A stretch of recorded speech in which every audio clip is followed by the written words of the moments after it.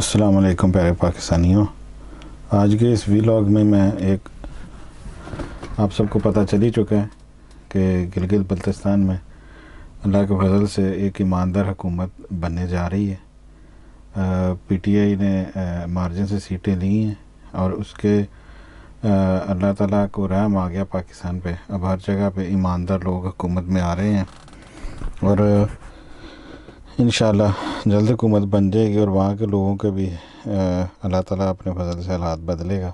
तो गिलगित बल्तिस्तान इलेक्शन में बल्ला चल गया। तब्दीली ने बड़े बड़े बुर्ज उलट दिए हैं। तहरीक इंसाफ 9 नशिस्तें जीतकर सबसे बड़ी जमात बन गई। गिलगित बल्तिस्तान इंतखाबात के तमाम 23 हलकों के गैर हतमी गैर सरकारी नताइज के मुताबिक तहरीक इंसाफ ने 9 सीटें जीतकर मैदान मार लिया है। गिलगित बल्तिस्तान इंतखाबात के तमाम 23 हलकों के गैर हतमी और गैर सरकारी नताइज के मुताबिक तहरीक इंसाफ ने 9 सीटें जीतकर मैदान मार लिया है। बिल्कुल, आप इस वक्त इस मैप के ज़रिए भी देख सकते हैं कि 9 नशिस्तें जो हैं वो पाकिस्तान तहरीक इंसाफ के हिस्से में आई हैं। पीपल्स पार्टी ने 4 नशिस्तें हासिल की हैं। और ये जो दुश्मन है, जो गद्दार हैं, उनकी चीखें निकल रही हैं। आज इस वीडियो में वही जिक्र करूंगा और उन लोगों के आपको इंटरव्यू और प्रेस कॉन्फ्रेंस से दिखाऊंगा जो अब चीखें मार रहे हैं, जिन्होंने लूट के खा लिया सिंध, जिन्होंने छोड़ा कुछ नहीं है वहाँ से। पिछले मुश्किल को 15 साल से वहाँ पे इनकी हुकूमत चल रही है और कुछ नहीं वहाँ पे बनाया है इन्होंने, सिवाय अपने बैंक अकाउंट्स में और मनी लॉन्ड्रिंग कर करके पाकिस्तान को बदनाम किया, जिसकी वजह से FATF पाकिस्तान के पीछे पड़ा हुआ है। चलो इसी बहाने दुश्मनों का सर तो कलम होगा ना। तो उधर दूसरे जो हैं, जो एक प्रेशर ग्रुप है, जो माफिया ग्रुप है, जिसका माफिया डॉन गॉडफादर यूके ने अपने पास रखा हुआ है, जिसको MI6 यूके की और दूसरे अदारों ने संभाल के रखा हुआ है। जैसे अल्ताफ़ हुसैन था, उसको पहले उन्होंने रखा, अब ये उनके पास चला गया एक और चेला। और यहाँ से भगाने वाले अंदर से और बाहर से सऊदी अरब वगैरह। पता नहीं इस मुल्क की पाकिस्तान की कौम को कब समझ आएगी कि सऊदी अरब का किरदार क्या है। अगर वो वहाँ पे हरमैन शरीफैन में बैठे हुए हैं सऊदी अरब में, उनके पास उम्मत मुसलमान के अहम इलाकों की हिफाजत की ज़िम्मेदारी है, तो ये भी अब देखें कि अब कौन है वहाँ पे हिफाजत करने वाला। उन्होंने इसी चक्कर में उम्मत मुसलमान को कितना नुकसान पहुँचाया। क्या आज तक उसका फ़ायदा, उस दौलत का, तेल का, जो अल्लाह के नबी की सल्लल्लाहु अलैहि वसल्लम की दुआओं के ज़रिए वो आज वो दौलतें, वो ख़जाने निकले ज़मीनों में से, लेकिन फ़ायदा क्या हुआ उम्मत मुसलमान को? आज तक किसी को एक धेले का फ़ायदा नहीं हुआ।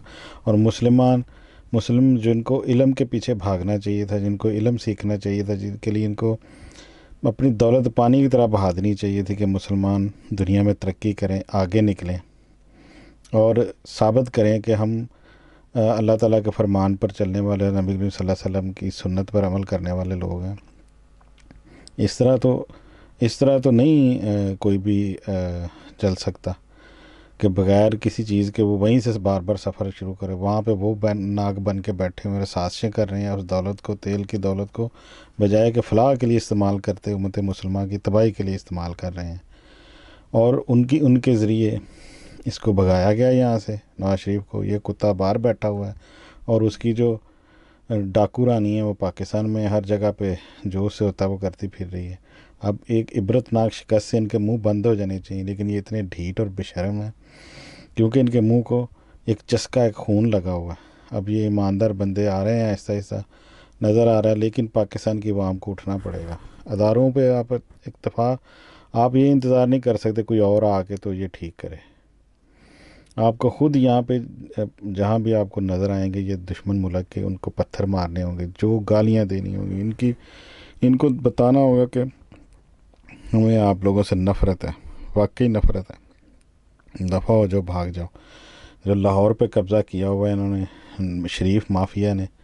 अब ये शरीफ माफिया अंदर तो है, लेकिन ब्यूरोक्रेसी में हर जगह पे इनके बंदे बैठे हुए हैं। कब इनको सज़ाएं मिलेंगी पता नहीं। अल्लाह देखो, शुरू तो हो रहा है सिलसिला। अब अगर फिर कोई शब खून ना कहीं से मारा गया तो उम्मीद है कि अब मुल्क के हालात बदल जाएंगे। बस मैं आपको इनके इंटरव्यू सुनाता हूँ और वो दादुशुमार दिखा रहा हूँ, तो आपको देखिए वो चीज़ें। और लीजिए, पहले मैं आपको बिलावल साहब की जरदारी साहब की आपको मैं प्रेस कॉन्फ्रेंस दिखाऊं, कैसे तेल लगा हुआ है हर जगह पे। जहाँ तो विलेजेस में कोई पोलिंग हुआ ही नहीं, मौसम को बहाना बना के वहाँ इलेक्शंस करवाई ही नहीं गई, तो हमारा सबसे पहले वो मुतालबा होगा। देखो, वफाकी हुकूमत ने बहुत से इदारे इस्तेमाल किए हैं, जो IB के रोल हैं और जो दूसरे इदारे के रोल है, मुझे भी पता है, इस कमरा में कुछ जर्नलिस्ट जो बैठे हैं उनको भी पता है, उनको पता है वो किस तरीके से दो इदारे एक कमरे में बैठकर साजिश बना रहे थे, वो कैसे बांट रहे थे हमारे सीटों को, फिर उनके जो नंबर्स थे, उनका जो स्क्रिप्ट था उसमें किस वक्त पे तब्दीली आए, वो ब्रीफिंग्स, दूसरे ब्रीफिंग्स कब देने शुरू कर दिए थे, हम ये सब कुछ जानते हैं। गिलगित बल्तिस्तान के अवाम को आपको इजाजत नहीं देंगे कि आप इनके वोट पे डाके डालें, कि आप इनका इलेक्शन मुतनाज़ा करें। साथियों, आप तो 12 सीटें जीत रहे थे, पाकिस्तान पीपल्स पार्टी के खाते में 12 सीटें थे। तब से ये साजिश शुरू हुआ कि किसी न किसी तरीके से आपका वोट में कमी की जाए, आपके सीट्स में कमी की जाए। तो सुनिए आपने बातें इनकी, कैसे चीख के, जैसे इन्होंने अब इस तरह की बात अगर PTI के किसी सियासतदान के मुंह से निकल जाती तो ये कहते इन्हें कैसे पता चला, इन्हें किसने बताया था, इन्होंने धांधलियाँ की थी, ये 12 सीटें हमारा था। उधर नून लीग वाले बैठ के वो जो प्रेस कॉन्फ्रेंस कर रहे हैं, ले उनकी भी सुनिए।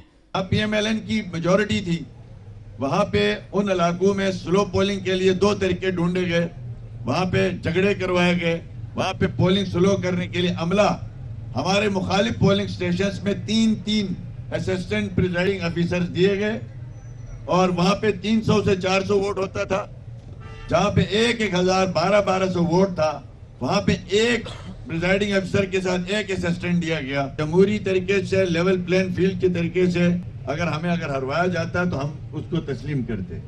अल्हम्दुलिल्लाह हम एक नजरियाती पार्टी का हिस्सा है, हम इस मुल्क में वोट को इज्जत दो के नारे के साथ उठे हैं। गिलगित बल्तिस्तान की वोट की जो बेहुरमती की गई है, इसमें मैं जाती तौर पे ये समझता हूँ कि एक सिंध के और वफाकी हुकूमत के वसाइल का मुकाबला यहाँ पे भरपूर रहा।